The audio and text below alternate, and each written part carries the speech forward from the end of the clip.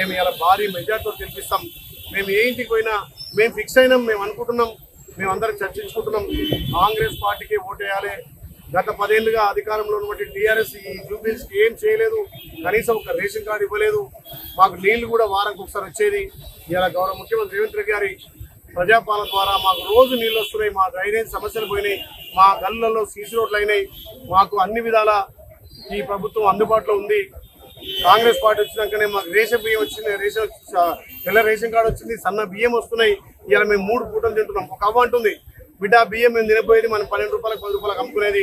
ఈ బియ్యం వచ్చిన తర్వాత నేను 3 పూటలు సన్న బియ్యం తింటున్నాను. ఇది ప్రజాపాలన, గౌరవ ముఖ్యమంత్రి పరిపాలన నిదర్శనం.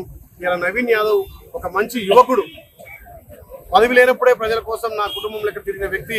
కాంగ్రెస్ పార్టీ ఇలా బీఫామ్ ఇచ్చి ఒక బీసీ బిడ్డకి ఇవ్వడం చాలా గొప్ప విషయం. ఎందుకంటే సామాజిక సేవ చేస్తుంది కాబట్టి ఆయన ఇంకా కూడా ప్రభుత్వంలో భాగస్వామ్యం ఉండి ప్రభుత్వంలో ఒక ఎమ్మెల్యేగా ఈ ప్రాంతాన్ని అభివృద్ధి చేయాలనే లక్ష్యంతో పోతుంది. కాబట్టి జూబ్లీస్ ప్రజలు కూడా మతాలకు అతీతంగా, కులాలకు అతీతంగా, పార్టీలకు అతీతంగా కూడా నేను నవీన్ అంటున్నారు. కొన్ని ఎలిగేషన్ తీసుకొస్తుంది నవీన్ యాదవ్. రాజకీయ నాయకులు అన్న కేసీఆర్ కూడా అనడం జరిగింది. రాజకీయ నాయకులు కాలేదు, నిజమైన రాజకీయ నాయకులు. కేసీఆర్ ఒక దురహంకారి. ఇంకా తెలంగాణ ప్రజలు బుద్ధి చెప్పి ఇంట్లో పడుకోబెట్టినా దురహంకారం తగ్గలేదు. అంటే బీసీ బిడ్డలు రాజ్యాధికారం రావద్దా? బీసీ బిడ్డలు ఎమ్మెల్యేగా కావద్దా? బీసీలకు పెద్దపీట వేయొద్దా? ఒక బీసీ బిడ్డకు నవీన్ యాదవ్ ఇస్తే రౌడీ షీటర్ అంటావా? నేను ఒకటి హెచ్చరిస్తున్నా, మిమ్మల్ని అడుగుతున్నా, నవీన్ యాదవ్ మీద రౌడీ షీటర్ చూపించండి. ఇప్పటికైనా నేను సవాల్ విసురుతున్నా. నవీన్ మీద రౌడీ షీటర్ ఉంటే దేనికైనా సిద్ధమే. కానీ బీసీల మీద రౌడీ షీటర్లని, బీసీలను చిన్న చూపు చూస్తున్నటువంటి దురహంకారి కేసీఆర్ కు తెలంగాణలో బుద్ధి చెప్పిరు. జూబ్లీ తప్పకుండా చెంప చెల్లు అనే విధంగా, గువ్వ గుయ్యమనే విధంగా జూబ్లీ తీర్పుంటది.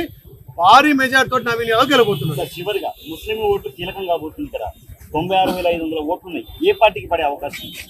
తప్పకుండా కాంగ్రెస్ పార్టీ కులాలకు అతీతంగా, మతాలకు అతీతంగా అన్ని వర్గాలను కలుపుకొని అభివృద్ధి చేస్తుంది. కాబట్టి ఇలా ముస్లింలు ఏం చేస్తుంది అంటే ఎంఐఎం సపోర్ట్ చేస్తే మతతత్వమా? అంటే ఎంఐఎం సపోర్ట్ చేయద్దా? ఎంఐఎం తెలంగాణలో అంతర్భాగం కాదా? ఎంఐఎం మద్దతు ఎందుకిస్తుంది? నవీన్ యాదవ్ అనే వ్యక్తి కులాలకు అతీతంగా, మతాలకు అతీతంగా అన్ని వర్గాలను కలుపుకుపోయి అభివృద్ధితో చూసుకోపోతాడు. ఒక యువకుడు ప్రజలకు, యువకులకు అందుబాటులో ఉంటాడని నవీన్ యాదవ్ టికెట్ ఇచ్చారు. దానికి ఎంఐఎం సపోర్ట్ చేస్తే బీజేపీకి ఏముంది?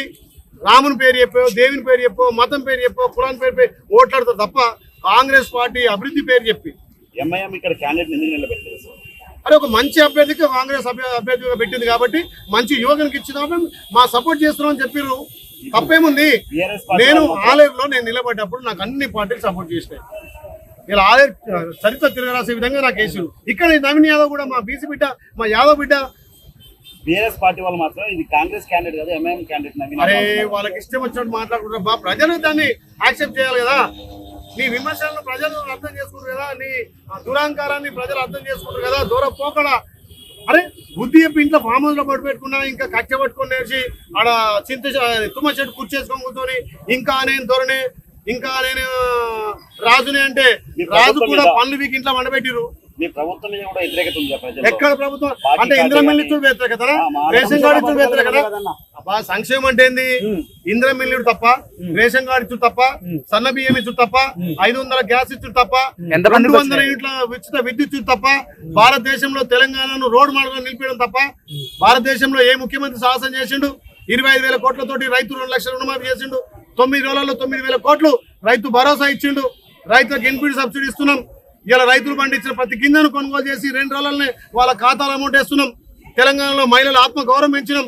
ఇలా వరి ధాన్యం కొనుగోలులో మహిళలకు ఐకేపీ సెంటర్లు ఇచ్చి ఇలా 190% వాళ్ళతో ఇచ్చి 1 కోటి మంది మహిళలను కోటీశ్వరం చేయడం తప్ప మీరు ఇంట్లో వండుకొని ఫామ్ హౌస్ లో వండుకొని మహిళలందరూ కూడా 2,500 దాకా రాలేదని కూడా ఒక్కొక్కటి అన్ని ఇస్తాం బిడ్డ.